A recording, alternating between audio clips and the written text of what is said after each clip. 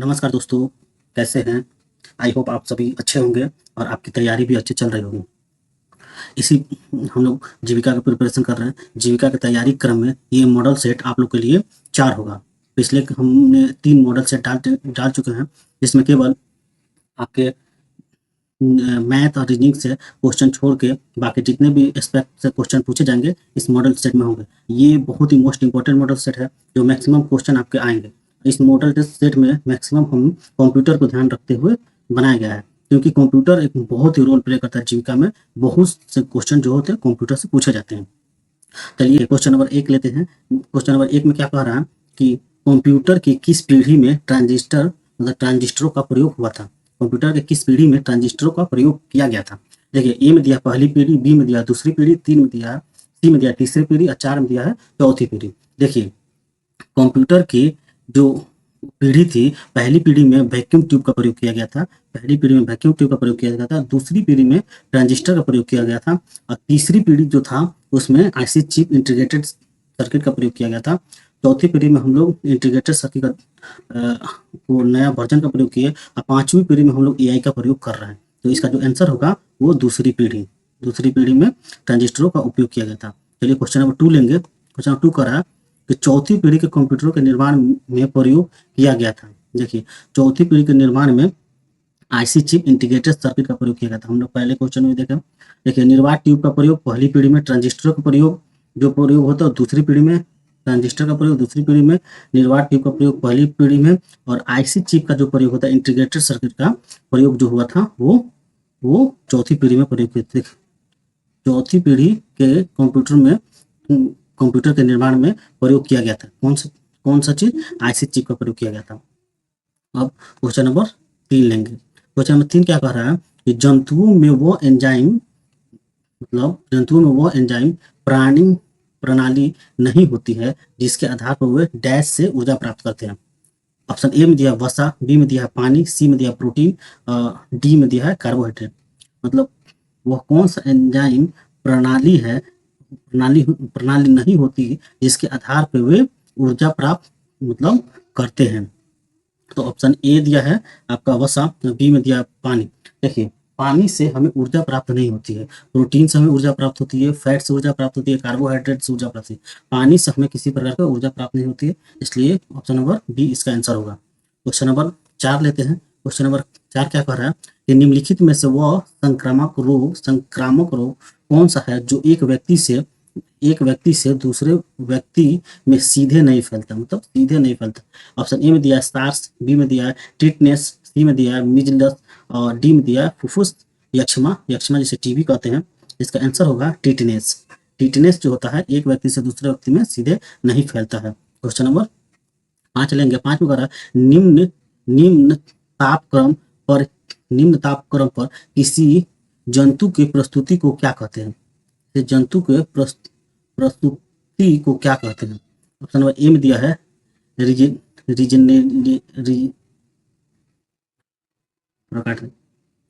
Option number A में दिया है रीजनरेशन, बी में दिया म्यूटेशन, सी में दिया हाइबरनेशन, डी में दिया एस्टिवेशन, ग्रीष्म निष्क्रियता। इसका जो आंसर होगा हाइबरनेशन में किसी जंतु की प्रस्तुति को मतलब निम्न तापक्रम में किसी जंतु की प्रस्तुति को कहते हैं हाइबरनेशन। क्वेश्चन नंबर 6 देखेंगे। 6 क्या कह रहा है कि जैव विविधता बायोडाइवर्सिटी शब्द किसने दिया था। ऑप्शन ए दिया है वाल्टर जी रोजेन ने, बी दिया अरस्तु ने, सी दिया है जेसी बोस ने, डी दिया कोरोलस लिनियस ने। तो इसका आंसर जो होगा वाल्टर जी रोजेन ने दिया था, बायोडाइवर्सिटी शब्द को दिया था। ठीक। क्वेश्चन नंबर 7 देंगे। 7 क्या करा है स्मृति कोशिका मेमोरी सेल पाई जाती है। किसमें पाई जाती है। ऑप्शन ए में दिया रक्त में, बी में दिया मस्तिष्क में, सी दिया हृदय में, डी दिया यकृत में। देखिए, मेमोरी कोशिका मस्तिष्क में पाई जाती है। क्वेश्चन नंबर 8 देखेंगे। 8 कह रहा है सूर्य से पादप प्रकाश संश्लेषण कर भोजन बनाते हैं, मतलब समस्त पादप उत्पादक प्रोड्यूसर होते हैं तथा ऊर्जा का अंतिम स्रोत सूर्य ही है। पौधे सूर्य की कुल ऊर्जा का कितने प्रतिशत ग्रहण करते हैं। ऑप्शन ए में दिया है 1%, बी में दिया 2%, सी में दिया 10% और डी में दिया है 20%। जो इसका आंसर होगा, जो सूर्य का कुल ऊर्जा का पौधा जो है 1% ग्रहण करते हैं, केवल 1% ही। क्वेश्चन नंबर 9 देखेंगे। 9 क्या कह रहा है, माइक्रोप्लाज्मा माइक्रोप्लाज्मा जिस रोग से संबंधित है वह निम्नलिखित में से किन अवयवों को प्रभावित करता है।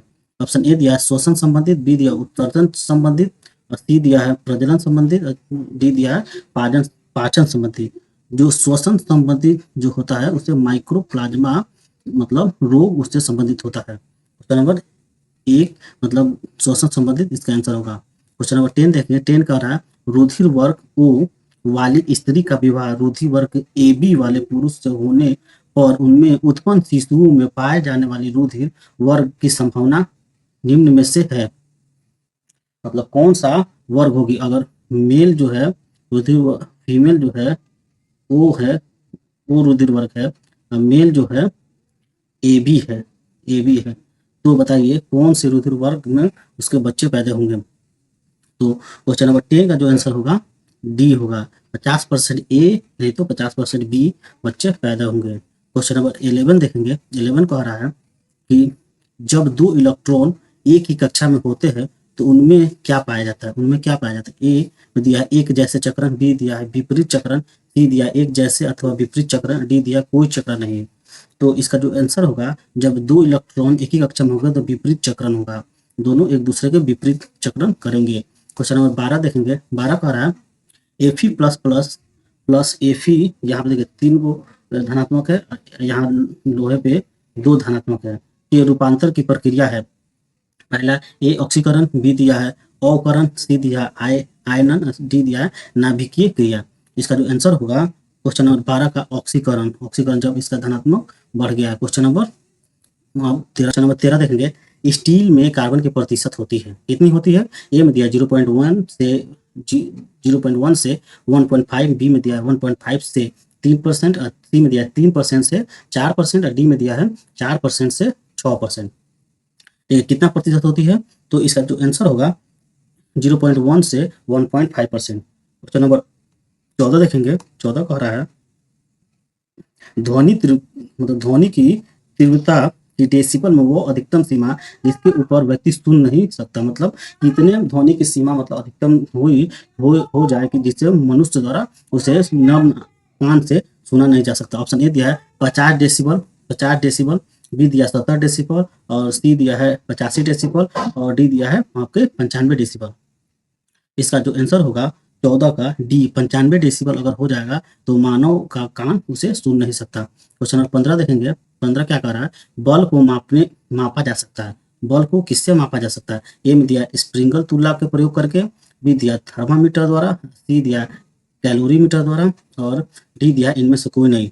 जो इसका आंसर होगा स्प्रिंगल तुलना के प्रयोग द्वारा हम लोग बल को माप सकते हैं। क्वेश्चन 16 दिया है डीएनएस का पूरा नाम क्या है। डीएनएस का यहाँ फुल फॉर्म पूछ रहा है, तो डीएनएस का जो फुल फॉर्म होगा देखिए ऑप्शन ए में दिया डाटा नेमर सर्वर, बी में दिया डिजिटल नेमर सर्वर, और सी में दिया डोमेन नेशनल सर्वर, और डी दिया डोमेन नेम सर्वर। जो इसका आंसर होगा डोमेन नेम सर्वर। डीएनएस का फुल फॉर्म होगा domain name server. Question number 17 देखेंगे। 17 में कह रहा है चुंबकीय डिस्क की शक्ति निर्भर करती है। तो एक चुंबकीय जो डिस्क होता है जो उसका शक्ति मतलब पावर किस पे निर्भर करता है। देखिए ए में दिया भुजाओं की संख्या पे, 2 दिया रिकॉर्डिंग घनत्व पे, और 3 दिया है ट्रैक की संख्या पे। अब देखिए ऑप्शन ए में दिया है केवल 1, बी दिया 1 और 3, सी दिया है केवल 3, और डी दिया 1 और 3 तीन। तो देखिए चुंबकीय डिस्क 1 और 2 और तीनों पर निर्भर करता है, भुजाओं की संख्या पे, रिकॉर्डिंग घनत्व पे, और ट्रैक की संख्या पे। क्वेश्चन नंबर 18 देखेंगे। 18 में क्या करा, कंप्यूटर प्रोग्राम में शामिल होते हैं। तो कंप्यूटर प्रोग्राम में क्या क्या शामिल होते हैं। देखिए ए में दिया है आंकड़े, बी में दिया अनुदेश और आंकड़े, और सी में दिया है निम्न स्तरीय भाषा, और डी में दिया है अनुदेश आंकड़े और निम्न स्तरीय भाषा, मतलब उपरोक्त सभी। जो इसका आंसर होगा देखिए कंप्यूटर प्रोग्राम में अनुदेशन आंकड़े और निम्न स्तरीय भाषा सभी शामिल होते हैं। क्वेश्चन नंबर 19 देखें। 19 में क्या कर रहा है, 19 कर रहा है वर्ड प्रोसेस में आमतौर पर उपयोग में लाए जाने वाले कमांड टूल्स तथा टूल तक पहुंच आसान बनाने के लिए किस बार का उपयोग करते हैं। ऑप्शन ए में दिया होम बार, बी में दिया है टाइटल बार, सी में दिया मेनू बार, और डी में दिया है टूल बार। जो 19 का आंसर होगा option number D tool bar का प्रयोग करते हैं किसी प्रोसेसर में आमतौर पर उपयोग में लाए जाने वाले कमांड व टूल्स तक पहुंचना आसान बनाने के लिए हम लोग टूल बार का उपयोग करते हैं। क्वेश्चन नंबर 20 देखेंगे। 20 कह रहा निम्न में से कौन सी एक यंत्र सामग्री नहीं है, मतलब यंत्र सामग्री नहीं है। प्रिंटर यंत्र सामग्री है, कीबोर्ड यंत्र सामग्री है, माउस भी यंत्र सामग्री है, प्रचालन तंत्र ये यंत्र सामग्री नहीं है। क्वेश्चन नंबर 21 देखेंगे। 21 क्या कह रहा है?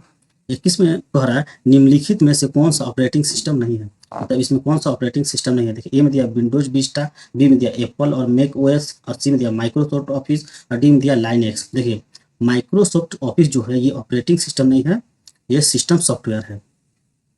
21 का ऑप्शन नंबर सी आंसर होगा। क्वेश्चन नंबर 22 देखेंगे। 22 में दिया है W3C का अर्थ क्या है, मतलब W3C का फुल फॉर्म पूछ रहा है। ए में दिया world wide web consortium, B में दिया world wide web community, C में दिया वर्ल्ड वाइड वेबसाइट कंसोर्टियम, और डी में दिया वर्ल्ड वाइड वेबसाइट कम्युनिटी। देखिए, क्वेश्चन नंबर 22 का जो आंसर होगा world wide web consortium. Question number 23 लेंगे। 23 कह रहा है टीसीपी का अर्थ क्या है, मतलब टीसीपी का फुल फॉर्म पूछा है। टीसीपी का फुल फॉर्म क्या होगा? ऑप्शन में ए में दिया है टेक्स्ट कंट्रोल प्रोटोकॉल, बी में दिया है ट्रांसमिशन कंट्रोल प्रोटोकॉल, सी में दिया ट्रांसमिशन कम्युनिकेशन प्रोटोकॉल, और डी में दिया ट्रांसमिशन के कैलिब्रेटेड प्रोटोकॉल। क्वेश्चन नंबर जो 23 होगा, 23 का बी आंसर होगा transmission control protocol. Question number 24 देखेंगे। 24 क्या कह रहा है? 24 में कह रहा है नेटवर्क फॉर कंप्यूटर का पता कहलाता है, मतलब नेटवर्क फॉर कंप्यूटर का पता क्या कहलाता है। ए में दिया यूआरएल, बी में दिया आईपी एड्रेस, सी में दिया होस्ट, डी में दिया डोमेन नेम। जो कंप्यूटर पे हम पता करते हैं, हम किस प्रकार पता करते हैं? ये आईपी एड्रेस से हम लोग पता करते हैं। इसका आंसर होगा आईपी एड्रेस। क्वेश्चन नंबर 25 देखेंगे। 25 क्या कह रहा है? वर्ड में यहाँ वर्ड में किसी डॉक्यूमेंट में किसी खास शब्द वाक्यांश को सबसे जल्दी और सरल तरीके से ढूंढना हो तो डैश कमांड का प्रयोग करते हैं। कौन सा कमांड का प्रयोग करते हैं? ऑप्शन ए में दिया है रिप्लेस, बी में दिया फाइंड, सी में दिया लुक अप, और डी में दिया सर्च। तो मतलब कौन सा कमांड का प्रयोग करेंगे कि एकदम जल्दी और आसानी से हम उस मतलब शब्द को ढूंढ पाए। देखिए, फाइंड कमांड का उपयोग करके हम आसानी से वर्ड में किसी भी वर्ड को हम लोग ढूंढ सकते हैं। क्वेश्चन नंबर 26 दिया है बिलिंग अकाउंट व ट्रैक रखने के लिए किस प्रकार के सॉफ्टवेयर का प्रयोग किए जाने की सबसे ज़्यादा संभावना है। देखिए, वर्ड प्रोसेसिंग मतलब MS वर्ड, इलेक्ट्रॉनिक पब्लिशिंग, सी में दिया स्प्रेडशीट, डी में दिया वेब ऑथरिंग। इसका जो आंसर होगा स्प्रेडशीट, मतलब MS एक्सेल। एक्सेल में ही अकाउंट जैसे कार्य हम लोग बहुत आसानी से कर सकते हैं। उसका फॉर्मूला बार होता है जिससे हम कोई चीज़ जोड़ सकते हैं, कोई चीज़ घटा सकते हैं, गुना भाग कर सकते हैं। क्वेश्चन नंबर 27 देखेंगे। 27 कह रहा है कि देखिए टेबल के कंटेंट को कॉलम की चौड़ाई में ऑटोमेटिकली फिट करने के लिए वर्ड को इंस्ट्रक्ट करने हेतु कमांड डैश बटन क्लिक कर ऑटो फिट कंटेंट को पॉइंट कीजिए। इसका ऑप्शन ए दिया है फिट टू फॉर्मेट, बी दिया है फॉर्मेट, सी दिया है ऑटो साइज, और डी दिया है ऑटो फिट। इसका जो आंसर होगा ऑटो फिट। ऑटो फिट के माध्यम से हम लोग क्या करते हैं कि मतलब किसी टेबल का कंटेंट या कॉलम या चौड़ाई को ऑटोमेटिक फिट कर सकते हैं। क्वेश्चन नंबर 28 देखिए। 28 कह रहा है फॉर्मेट सेल डायलॉग बॉक्स खोलने के लिए डैश कमांड मतलब डैश की का दबाया जाता है, जिस हम दबाएंगे तो फॉर्मेट सेल डायलॉग बॉक्स खुल जाएगा। क्वेश्चन नंबर 28 का ऑप्शन नंबर ए दिया है Alt+1, बी दिया वर्ड Ctrl+1, सी दिया है Ctrl+Shift+1, और डी दिया F1। इसका जो आंसर होगा Ctrl+1 दबाएंगे तब हम लोग फॉर्मेट सेल आराम से खोल सकते हैं। क्वेश्चन नंबर 29 देखेंगे। 29 क्या कह रहा है? 29 कह रहा है निम्न में से सांख्यिकी फंक्शन का उदाहरण है। कौन इसमें सांख्यिकी फंक्शन का उदाहरण है? ए में दिया है मैक्स, बी में दिया है ट्रिम, सी में दिया IF, डी में दिया लेफ्ट। इसका जो आंसर होगा मैक्स जो है सांख्यिकी फंक्शन का उदाहरण है। क्वेश्चन नंबर 30 देखेंगे। 30 क्या करा? किसी चार्ट को लगाया जा सकता है। किस तरह किसी चार्ट को लगाया जा सकता है? केवल वर्तमान सीट पर, केवल पृथक सीट पे, और सी दिया उपयुक्त दोनों पे, और डी दिया है केवल वर्तमान सेल पर। क्वेश्चन नंबर देखिए वर्तमान सीट पर भी लगा सकते हैं, केवल पृथक सीट पर भी लगा सकते हैं, उपयुक्त दोनों पे हम लोग इस चार्ट को लगाया जा सकता है। क्वेश्चन नंबर 31 देखेंगे। 31 कह रहा है डैश मतलब डैश वर्तमान डॉक्यूमेंट के एक स्थान से अन्य डॉक्यूमेंट या वेबसाइट के बीच होने वाला संपर्क मतलब क्या कहता है? ऑप्शन ए दिया हाइलिंग, बी दिया है हाइपोलिम्ब, सी दिया है लीकेज और डी दिया है हाइपरलिंक। देखिए 31 का जो आंसर होगा ये हाइपरलिंक होता है, मतलब किसी डॉक्यूमेंट पे क्लिक करने के बाद दूसरा डॉक्यूमेंट खुल जाए, वो वेबसाइट पे उसका प्रयोग किया जाता है। आप देखे हो कि कोई वर्ड होगा उसमें ब्लू कलर का होगा, उसको टिपने से अलग पेज खुल जाता है, उसे हाइपरलिंक ही कहा जाता है। 32 में देखेंगे क्या कर रहा है, डैश ग्राफिक आपकी सूचना और विचार का दृश्य प्रेजेंटेशन है। देखिए ए में दिया है वर्ड आर्ट, बी में दिया है क्लिप आर्ट, सी में दिया है प्लस चिन्ह और डी दिया है 4 सिरों वाला एरो। इसका जो 32 नंबर आंसर होगा क्लिप आर्ट। क्लिप आर्ट में हम लोग ग्राफिक सूचनाओं और विचार को दृश्य प्रेजेंटेशन दिखा सकते हैं। क्वेश्चन नंबर 33 देखेंगे। 33 में दिया है डैश का उपयोग कंप्यूटर पर स्लाइड शो बनाने के लिए किया जाता है। प्रेजेंटेशन ग्राफिक, ए बी में दिया सुपर स्लाइड पेजेज, सी दिया है स्लाइड मेकर टूल्स, डी दिया है एनालिटिकल डेवलपमेंट प्रोग्राम। जो इसका 33 का आंसर होगा, देखिए पावर पॉइंट से हम लोग बनाते हैं प्रेजेंटेशन ग्राफिक जिससे हम स्लाइड शो दिखा सकते हैं। क्वेश्चन नंबर 34 में क्या दिया है, 34 में दिया है संविधान के अनुच्छेद 1 में भारत को क्या कहा गया है। ऑप्शन ए में दिया है परिसंघ, बी दिया है महासंघ और सी दिया है परिसंघ प्रबल एकात्मक आधार के साथ, डी दिया है राज्यों का संघ। जो क्वेश्चन नंबर 34 होगा इसका आंसर होगा राज्यों का संघ। संविधान का अनुच्छेद 1 में भारत को राज्यों का संघ कहा गया है। क्वेश्चन नंबर 35 देखेंगे। 35 में कह रहा है पाक जल डमरू निम्न में से किनको अलग करता है। ऑप्शन ए दिया है भारत और पाकिस्तान, बी दिया है भारत और म्यांमार, सी दिया है भारत और श्रीलंका, डी दिया है भारत और अफगानिस्तान।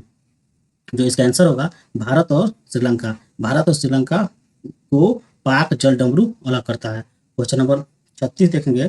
36 में कह रहा है 36 में कह रहा है कि किस भारतीय राज्य की तट रेखा सबसे लंबी है। देखिए ये साउथ के जितने भी राज्य है, ये साउथ में देखिए इसमें आंध्र प्रदेश, बी में दिया है महाराष्ट्र और सी में दिया उड़ीसा और डी में दिया है तमिलनाडु। इस ऑप्शन के आधार पर इसका आंसर होगा आंध्र प्रदेश, लेकिन सबसे ज्यादा तट रेखा गुजरात का है। Question number 36। आप क्वेश्चन नंबर 37 देखेंगे क्या कर रहा है। 37 कर रहा है नागा खासी और गारो पहाड़ियाँ स्थित है। कहाँ स्थित है, ए में दिया पूर्वांचल पर्वतमाला में, बी में दिया है काराकोरम पर्वतमाला में, सी दिया है जास्कर पर्वतमाला में, डी दिया है हिमालय पर्वतमाला में। इसका जो आंसर होगा देखिए 37 का ऑप्शन नंबर ए होगा, पूर्वांचल पर्वतमाला में नागा खासी गारो पहाड़ियाँ स्थित है। क्वेश्चन नंबर 38 लेंगे। 38 क्या करा, 38 करा प्रायद्वीपीय भारत की सबसे बड़ी नदी कौन सी है।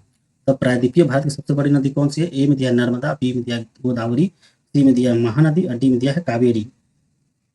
इसका जो ऑप्शन होगा गोदावरी। प्रायद्वीपीय भारत की सबसे लंबी जो नदी है वो गोदावरी नदी है।